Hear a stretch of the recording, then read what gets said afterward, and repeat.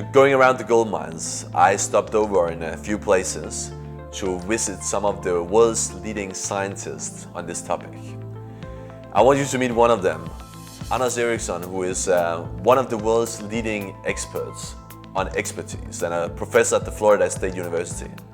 He dedicated his life to study the secret behind great engineers, great athletes, great musicians, even great doctors. And Ericsson came to the same conclusions as many other great scientists, which says that practice is what makes you good.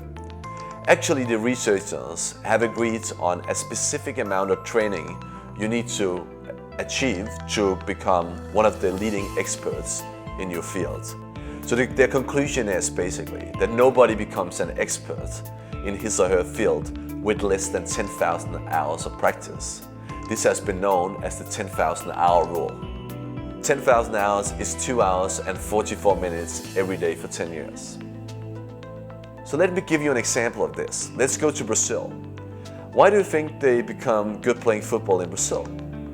Because due to my calculation, a Brazilian boy playing in the streets every day could potentially reach the 10,000 hours playing football at the age of 13.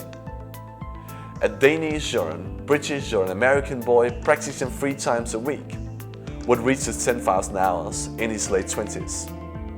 Why do you think they become good running in Ethiopia? There's no infrastructure, there's no cars, there's no buses, and there's no bikes. Kids run 10Ks to school, and sometimes 10Ks back again. And then the village is located 3,000 meters above sea level. So just by living up there, they produce more red blood cells, which naturally boost endurance. These guys train to become super athletes without knowing that's what they do. I want to give you an example. I met Haile Gebrselassie in Ethiopia, and Haile is probably one of the best athletes ever. For many years he had the world record on the marathon. And Haile Gebrselassie is not only world known because of his running performances, he's also world known because he has a very unique running style. He runs with a constantly crooked left arm. It looks like this, very entertaining.